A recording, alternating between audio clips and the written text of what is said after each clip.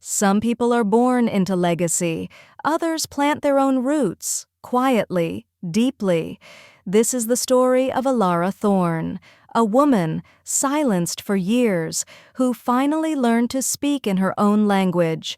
If you love stories of quiet strength, of resilience blooming where no one looks, then take a moment to like this video and subscribe to the channel.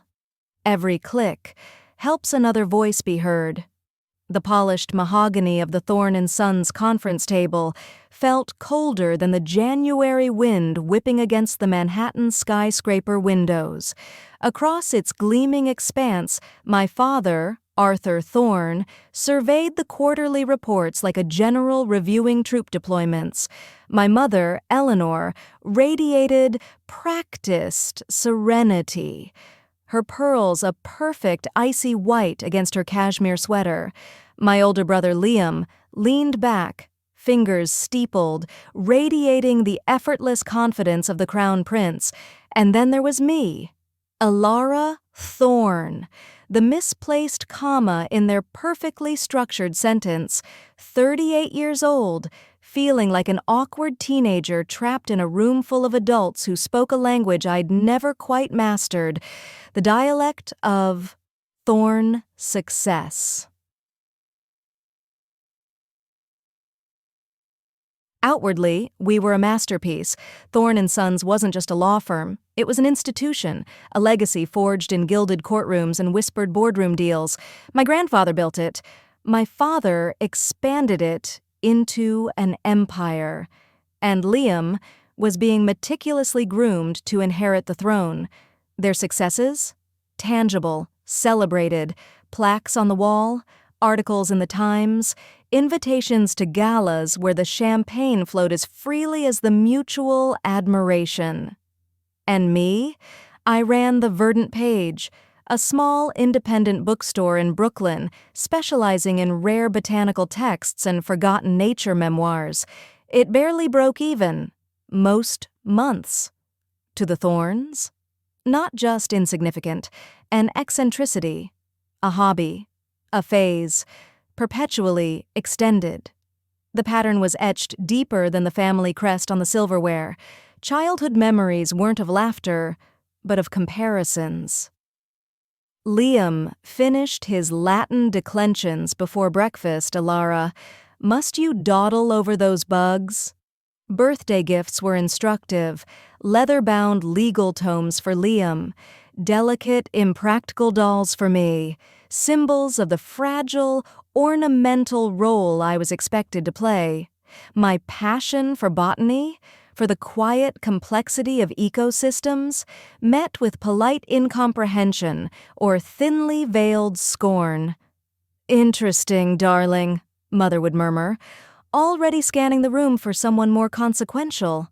"Father?" He'd simply change the subject, back to Liam's latest moot court victory. Even my engagement to Marcus, a warm-hearted landscape architect with earth-stained hands, was met with concern.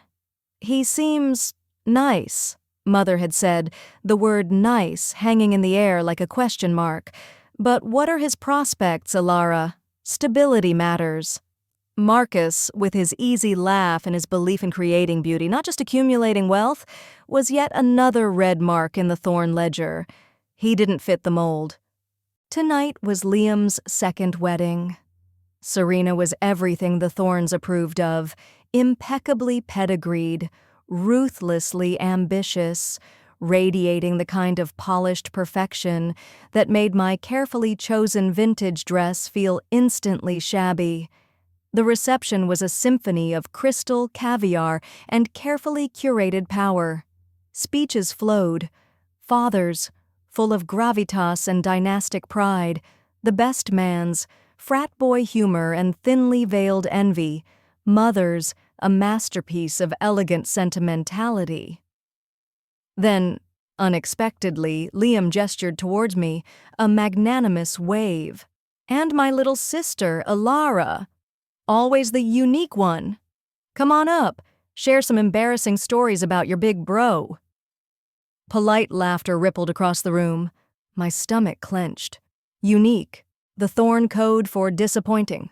Other, not one of us. But maybe, just maybe. This was a moment, a chance to be seen, even briefly, as part of the tapestry. I took the mic. My palms were slick, the spotlight was blinding, turning the sea of affluent faces into a blur. I took a breath, pushing past the familiar anxiety. "Thank you, Liam," I began, my voice surprisingly steady. "Seeing you so happy with Serena is truly wonderful." I paused, gathered courage. It actually reminds me of something Liam might not even remember. When we were kids, maybe 8 and 10, we found this injured sparrow in the garden. Liam, you were terrified of its fluttering, ready to call the gardener to dispose of it. A chuckle from the crowd. But I was fascinated. I spent hours researching in Dad's old encyclopedia, the only time I ever voluntarily opened one of those leather tomes, I added, prompting more light laughter. I made a little splint out of twigs and thread, nursed it back. We kept it in a shoebox in my room until it flew away. Liam, you named it Lucky. You grumbled about the mess, but you brought it bits of bread crust when you thought no one was looking. I looked directly at him. A genuine smile touched my lips. That quiet kindness, that's the brother I remember. The one who maybe didn't understand my fascination with broken wings, but didn't crush it either. I see glimpses of that same kindness with Serena. Congratulations to you both. May your life together be filled with unexpected joys and quiet acts of care. It wasn't eloquent, but it was me, honest, tender, a memory that mattered. For one fragile moment, I saw it. Liam's expression softened. A flicker of surprise, maybe even recognition. But then, Liam was suddenly striding forward, a broad, slightly strained smile plastered on his face. He reached out and snatched the microphone from my hand, his fingers brushing mine with cold finality. "Thanks for that trip down memory lane, Elle. Always good for a nature story."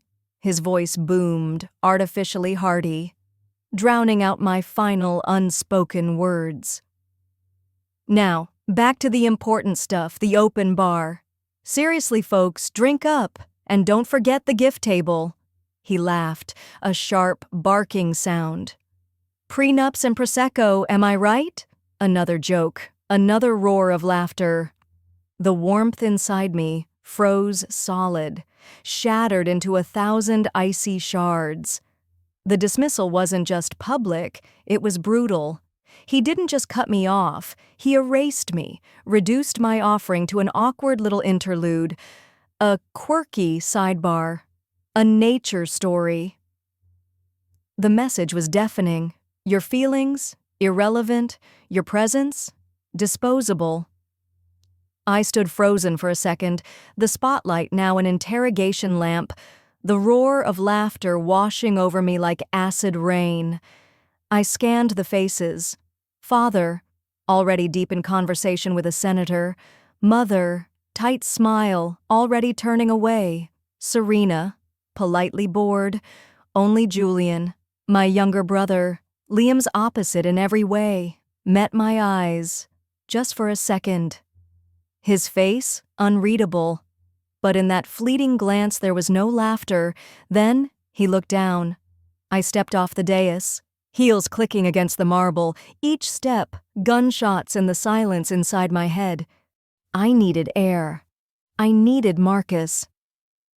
I found him near the terrace doors, deep in conversation with Julian, his face, usually calm, open, creased instantly with concern when he saw me. He excused himself immediately. His hand found the small of my back, a solid anchor in a churning sea. "Elara? What happened? You look pale," he murmured, steering me toward the open door. The cold night air hit my face, A welcome shock, but not enough to melt the shame freezing in my veins. I couldn't speak. Not at first. The humiliation, the decades of accumulated slights, had condensed into a single public erasure. I leaned into him, buried my face in the comforting scent of his tweed jacket, pipe tobacco, damp earth. Home. He just took it, I choked out, like I was nothing. Like what I said meant nothing. Marcus held me tighter, his voice low, steady, grounding. I saw that was unconscionable, Elara. You were beautiful. You spoke from your heart. His reaction, that's on him. His loss. His profound, ugly loss. His words were a balm, but the wound was too deep. Too old. We stood in silence. The reception noise muffled behind us. The night air couldn't penetrate the coldness settling deep within my bones. Then, just as Marcus went to fetch our coats, she appeared. My mother, ethereal, composed, like nothing unpleasant had happened. "Elara, darling," she began, her voice smooth as silk. Liam didn't mean anything by it. He was just excited. You know how he gets. Her hand rested lightly on my arm, like a shackle disguised as a caress. And really, that little bird story, perhaps a bit maudlin for a wedding toast?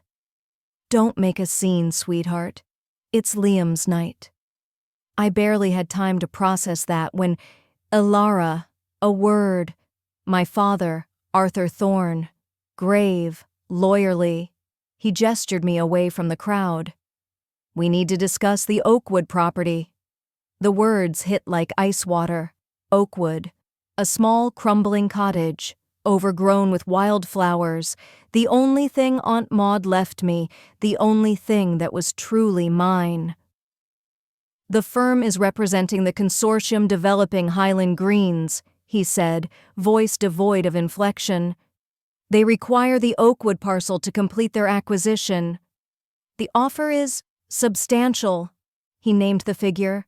It was generous, objectively, but it wasn't about money. They want to buy Oakwood? To turn it into, what? A golf course? Condos? Disbelief warred with rising nausea. Progress, Elara, Father said almost dismissively. That sum could stabilize your little shop. Provide real security. It's a sensible transaction. Sensible? The word burned in my mouth. Sensible? Oakwood is mine, Dad. It was Aunt Maud's. It's me. The only thing I have that you haven't tried to mold or dismiss. His jaw tightened. Sentimentality is a luxury we cannot afford in business, Elara. This isn't about your feelings. It's about the firm's client and a lucrative deal. Liam is handling the particulars. We expect you to cooperate. There it was, the catalyst. The public humiliation had been the spark. But this was the gasoline. They didn't see me. Not as a daughter, not as a person. I was an obstacle, a minor shareholder holding up a profitable deal, an inconvenience. Something inside me cracked. No. The word was soft, but it sliced the air like a blade. I beg your pardon? Father blinked. Number, I won't sell Oakwood. Not to your client, not to anyone. Not now, not ever. My voice, growing stronger with every syllable. It's not for sale. His face hardened into that granite mask he wore in courtrooms. Be reasonable, Elara. This isn't a request. The deal is contingent upon that parcel. Thorns honor their commitments. Your commitments, Dad, not mine. You don't get to commit my property to prop up your client's resort or Liam's image. This is childish, he snapped. You will sign the papers. Or I will take other measures. He leaned in, voice low, deadly. You wouldn't want a costly legal battle, would you? Think of the expense. Think of your little bookshop. The threat hung there, cold and explicit. Disinheritance, legal action, ruin, all for a cottage, a patch of earth that dared not comply. But I'd had enough. Finally. Marcus reappeared, holding my coat. His eyes took in the tension, Father's icy stare, my trembling hands. He stepped in beside me, a silent wall, a bulwark against everything cold and sharp in that room. "Arthur," he said evenly, "I think Elara has made her position clear. We're leaving." Father's gaze snapped to him, pure contempt. "This doesn't concern you, Mr. Vance." "Everything concerning Elara concerns me," Marcus replied, calm, steady, unshakable. He held out the coat. "Ready, love?" Love. The word, a shield around my bruised heart. I slipped into the coat, but I didn't move, not yet. I turned back to my father, met his gaze, the man whose approval I had craved for a lifetime. "My answer is final, Dad. Oakwood is not for sale." And then I took a breath. "And if you try to force me, if you try to drag me through courts or contracts, then you leave me no choice." I looked around, at my family, the people who were supposed to know me, love me, protect me. Consider this. Consider me, no longer part of Thorne and Sons' considerations, or the Thorne family's. A gasp. Mother's hand flew to her pearls. Liam had wandered over, sensing tension. He snorted, "Oh, for God's sake, Elara, don't be so dramatic. It's just land." But Father knew. He understood the weight of my words. His eyes narrowed. "You would cut yourself off? Over sentiment and stubbornness?" "No. I'm cutting you off." My voice didn't waver, not anymore. "Over a lifetime of being treated like an afterthought. Over being told my passions are worthless, my choices foolish, my voice irrelevant. Over having the mic snatched away, literally and figuratively, every time I tried to speak." I looked at each of them, father, mother, Liam. "I'm done. I choose myself." And with that I turned, linked my arm through Marcus's. We walked toward the exit, the silence behind us, deafening. Just before we reached the heavy doors, I looked back. Julian. His eyes met mine. No pity, no scorn, just something else, troubled, intense, contemplative. And then, a nod. Small, subtle, but real. The cold air outside felt like freedom, even if I was still shaking, even if I had just torn my life apart. The ride back to Brooklyn was quiet. Marcus held my hand, his thumb tracing soft circles over my knuckles. Outside, the city lights blurred, gold and white against the velvet dark. The numbness had returned, but it was different now. Not the numb of defeat, but the kind that follows surgery. Something vital had been severed. And then, the backlash began. Fierce, immediate, venomous. My phone became a weapon. Mother called first, her voice dripping with wounded elegance. "You're breaking my heart, Elara, after everything we've done for you." Next call, colder. "How could you embarrass us like that? At Liam's wedding? What were you thinking?" Then came Father's voicemail. One message, short, icy. "Your decision is noted, Elara. Expect formal notification regarding the Oakwood matter and the implications for your inheritance status. Do not contact the office." And Liam? A flurry of texts, blistering. "Jealousy doesn't suit you. You sabotaged a career-defining deal for me. Grow up, sell the damn shack." Marcus did his best to shield me. He muted the calls, deleted the emails, changed the locks. He made our tiny apartment above the verdant page feel like a fortress. He brought me tea, played my favorite cello suites, held me when the grief threatened to crush my lungs. "You are enough, Elara," he whispered one night as I clung to him, shaking. "You always were. They just refused to see it." Then it came, a thick envelope, cream-colored, bearing the Thorne and Sons crest. Inside, legal threats, a revised copy of Father's will. I was disinherited. My share, split between Liam and Julian. But worse, they were coming after Oakwood. They cited vague family agreements, fiduciary responsibilities, accused Aunt Maud of having owed the estate more than she'd ever acknowledged. It was clear.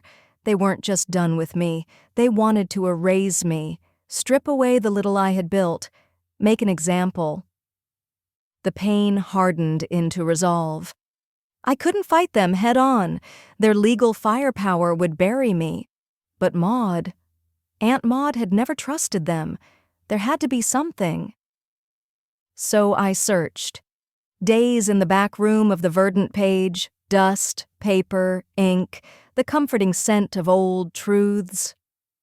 Marcus helped, his logical mind slicing through the legal jargon like a scalpel. And then we found it.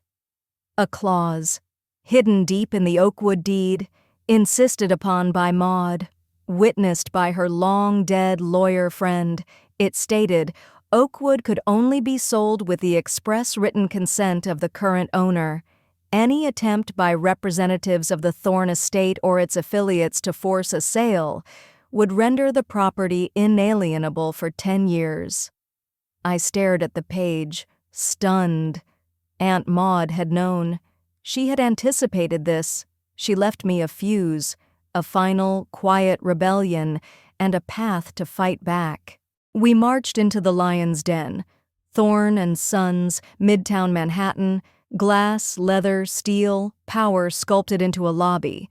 The receptionist recognized me, flustered, but after a terse call, buzzed us through. The walk down the corridor felt like crossing a minefield. Portraits of stone-faced Thornes loomed from the walls. Father's office, floor-to-ceiling windows, dark mahogany, books untouched by curiosity. He sat behind the desk, Liam beside him, both radiating cold, composed hostility. Mother, conspicuously absent. "Elara," Father said, not rising, "to what do we owe this intrusion?" He glanced at Marcus, already dismissing him. "Your lawyer could have handled any Oakwood communication."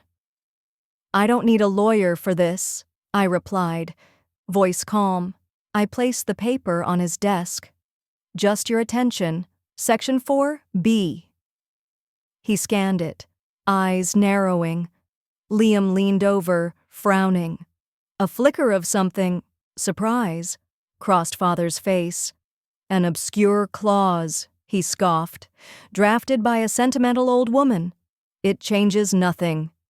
Marcus stepped forward, his voice cool, precise. "On the contrary, Arthur, it's quite clear. Any attempt by Thorne and Sons, or its affiliates, to force a sale triggers a 10-year inalienability clause. Aunt Maud saw this coming. She didn't trust you." He paused. "Let it hang. So go ahead. Pursue legal action. We'll countersue for harassment and tortious interference. We'll subpoena every internal email, every memo. We'll make it very public, how Thorne and Sons treats family." Father's jaw locked. Liam exploded. "You wouldn't dare. You'd destroy everything our family built." "Would I?" I said quietly, looking straight at him. "What do I have left to lose? You've already disinherited me. You tried to destroy my livelihood. You humiliated me." "So yes, Liam, I would dare. And if you try to take Oakwood, you'll face the truth." Father leaned back, voice razor-thin. "What truth are you implying, Elara?"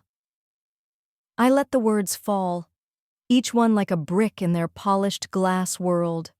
The Winthrop merger. The buried environmental impact reports, the offshore accounts in the Caymans, set up for Cartwright under firm confidentiality, the zoning consulting fees paid to city officials. You taught me how to be silent, Dad, but I was always listening. The room froze. Liam paled. Father's face? Motionless, but a vein throbbed in his temple. You have no proof, he said, barely above a whisper. I have enough, I countered. Enough for the SEC to start asking questions. Enough to attract the Times. Enough to burn down the house you've built. Then the door opened. Julian, quiet, usually invisible, holding a file. Father, he said, calm but firm, perhaps Elara has a point.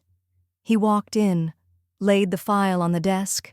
I pulled the Highland Greens file. The pressure on Oakwood, it's excessive. And Elara's right about Winthrop. I found the memo, initialed by you. He turned to Liam. The tactics you suggested, they border on coercion.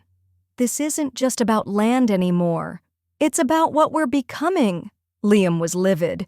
Whose side are you on, Julian? The side that doesn't threaten to ruin our sister over a cottage. The side that doesn't bury environmental reports. At least Elara's honest. The confrontation imploded. Father said nothing, just stared, out the window at his kingdom. Then, through clenched teeth, get out, all of you. We left, Marcus, Julian, and me, walking out of Thorne and Sons together, an unlikely alliance, forged in the fire of family dysfunction. The elevator doors closed behind us. Marcus, Julian, me, 3 people, united not by legacy, but by truth. Julian exhaled, shakily. I've had doubts for a long time, he said softly, about everything. What Liam did at the wedding, what Father threatened. It was the last straw. I looked at him, really looked. The brother I'd barely known, always quiet, always fading into the wallpaper. Thank you, Julian, I whispered. You didn't have to. I did, he cut in. For me, too. Then, a smile, small, tentative. Maybe we could get coffee sometime? Somewhere neutral? No mahogany tables or legacy walls? Anytime, I said, and meant it. The legal threats vanished. Oakwood was safe. My disinheritance? Permanent. Father never called again. Mother sent one final email, cold and performative. Liam remained silent. And yet, I was at peace. The constant anxiety, gone. The dread of family functions, gone. The exhausting effort of translating myself into Thorne speak, gone. The absence wasn't empty, it was space, space to breathe. Marcus and I focused inward. We secured a small loan from a community bank that actually cared. We renovated Oakwood. It became Maud's Haven, a retreat center for botanical art, mindful gardening, and nature writing. It didn't make millions, but it broke even. It was enough. The Verdant page grew stronger.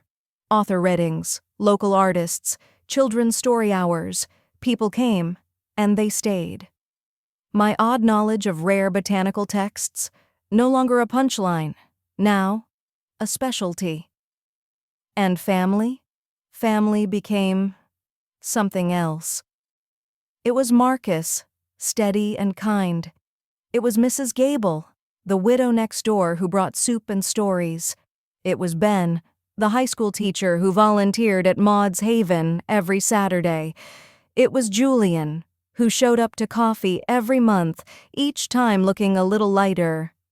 It wasn't what I had been born into, but it was mine, and it was enough. One crisp autumn Sunday, Marcus and I were strolling through the farmer's market near our apartment. We were laughing, debating heirloom apples versus the new hybrids. Our hands were linked, light, natural, easy. And then we saw her. Serena, polished as ever, tailored coat, sharp heels not built for cobblestones. She looked older, sharper, like life had filed away the polish and left only the edges. "Elara," she said, voice carefully neutral. "Marcus." "Serena," I replied, polite, even kind. A beat of silence. "Liam sends his regards," she added, the words empty, hollow. "Please send him mine," I said. Neither of us meant it. She hesitated. Something shifted. A crack in the facade. "He talks about that bird sometimes," she said. "Lucky.